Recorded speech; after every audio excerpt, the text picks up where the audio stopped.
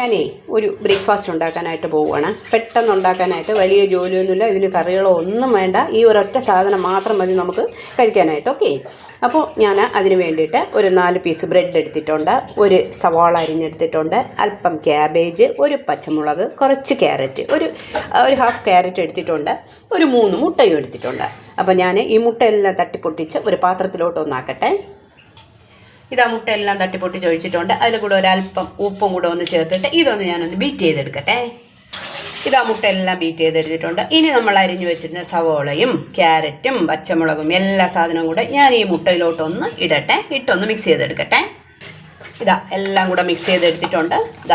ഇതെല്ലാം കൂടെ ഇട്ടപ്പോൾ ഇതിന് നല്ല ക്വാണ്ടിറ്റി ആയി, കണ്ടോ? 3 മുട്ടയാണ് ഞാൻ ഒഴിച്ചത്, എങ്കിലും ഏകദേശം ഇച്ചിരി കൂടുതൽ ആയിട്ടുണ്ട്. ഇതെല്ലാം കൂടെ ഇനി ഒരു തവയോ ദോശക്കല്ലോ എന്താണെന്നുള്ളത് അടുപ്പി വെച്ചിട്ട് ഞാനിതൊന്ന് കോരി ഒഴിക്കട്ടെ. ഇതാ ദോശക്കല്ലൊക്കെ അടുപ്പി വെച്ച് ഇച്ചിരി പച്ച വെളിച്ചെണ്ണയൊക്കെ ഒഴിച്ചിട്ട് ഞാനിതൊന്ന് തൂത്തെടുക്കട്ടെ.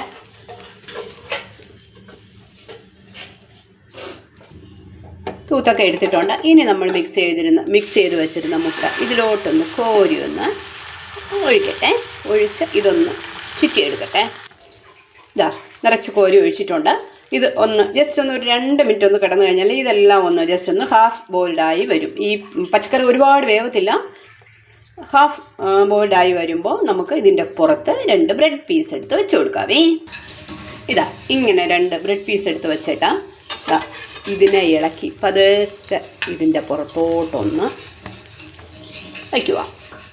ഇതാ കണ്ട. എന്നിട്ട് ഇതിനെ പതുക്കെ ഇങ്ങോട്ടൊന്ന് നീക്കിയിടുക. ഓക്കെ, ഒരു സൈഡ് വെന്ത് കിട്ടിയിട്ടുണ്ട്. ഇനി നമ്മളതിനെ ഒന്നുകൂടെ മറച്ചിടുക.